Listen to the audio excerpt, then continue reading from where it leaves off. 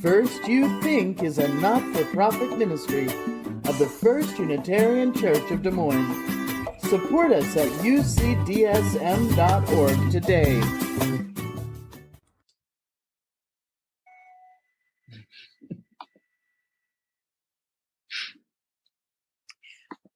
Linda and I will each be sharing our reflections this morning.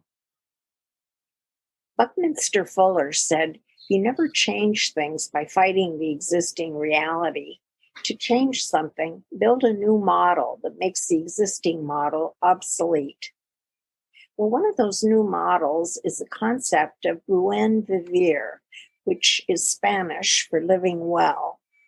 Jocelyn Mercado wrote, "Our Western worldview is based on a never-ending development, an emphasis on the rights of the individual, personal salvation, and capitalism. We are taught from an early age that materialism and consumption are necessary aspects of life. There is an ever-present dualism which separates society from nature." Now, this concept was embraced in parts of Latin America because they noticed that development projects which were to bring wealth ended up extracting natural resources and poverty levels increased. The indigenous people who lived there lived in a sustainable and peaceful manner, and they did not feel that the Western ways were benefiting them. And the people in this area also highly valued preserving, protecting, and respecting nature, which is a valuable part of the community.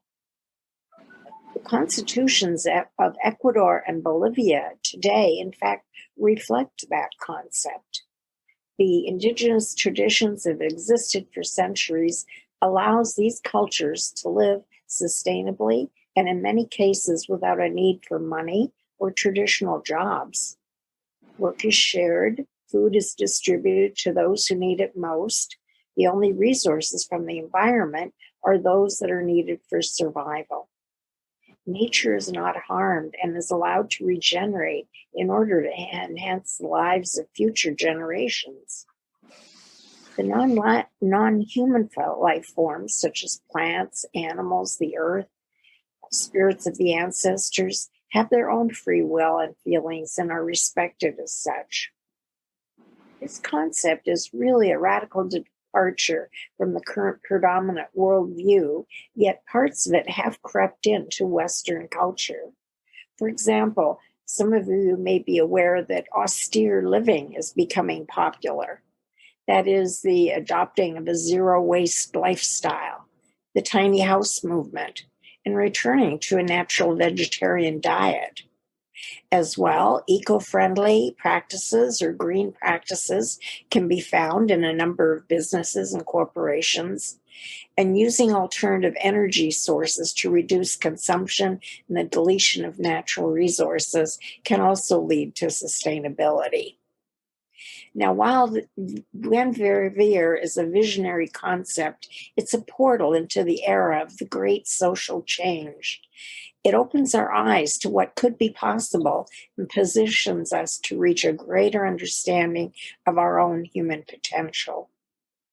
With that, we invite you to join with the Pachamama Alliance and find out how you can take action toward changing the paradigms of our modern world. Engage with our collective responsibility as human beings for our role in shaping the evolution of life on Earth.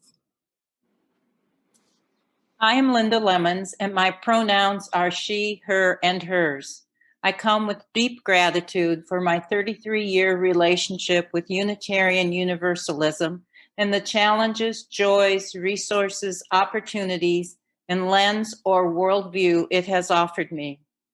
With this gratitude, I share my reflections regarding the pathways to a new Earth Day story, and for the challenging experience of integrating the foundational values of a new story into my mind, heart, and body, based on a desire to know for myself what I can offer and what is mine to do. The vision that Pachamama Alliance is hoping to bring forth is an environmentally sustainable, spiritually fulfilling, socially just human presence on this planet. They believe this is possible if we change the story we are telling ourselves about the world. I think the UUs describe this as our ongoing search for truth and meaning, and the Buddhists would use language of mental formations, and with awareness and compassion of the pain, we move from being stuck in suffering to see with new eyes the pathway to act and move forward. So I ask myself, what if we viewed the world from the prophecy of the eagle and the condor, and we knew it was now time to soar together in the sky, bringing forth a new level of consciousness, one that values the interconnected gifts of the female eagle and the male condor, knowing intuitively the timing of which quality was needed to move forward? What if we could grieve when it was time to grieve, clarifying what we wanted to take with us and what was time to leave behind? Wow. Think of all the rigid dualities, walls of separation, blaming, attacking, shaming, hiding, and denying we could transform. So the contribution I offer for our consideration as we bring forth a new Earth Day story is naming the practice and skills to be aware, valuing the importance of slowing down, breathing, and focusing on the current moment, even if it is a pandemic that has to teach us this. To notice what we are experiencing in our minds, bodies, and hearts, allowing ourselves to see the violence and losses in ourselves and the world, being in community with others who understand this practice, and then knowing when it is time to offer one's gifts or take action, whether that be of the spider weaving a web or a cat climbing a tree, and bringing forth an environmentally sustainable, spiritually fulfilling, socially just world for all, a new dream for humanity. My name is Ron Heideman. My pronouns are he, him, and his. In the article, How Social Justice and Environmental Justice Are Intrinsically Interconnected, author Haley Hansel writes, "The interconnectedness of daily human life and the state of the earth often goes unexamined. But at this point in human history, we cannot afford to separate these conversations. The assumptions that many people carry, that the earth is separate from us and thus exploitable, are paralleled by assumptions that some people are different and inherently disposable. When some people have access to resources that help them relieve climate impacts while others don't, that becomes a social justice issue. A UN report on climate change stated that it is the poor who will suffer the most as the effects of climate change continue.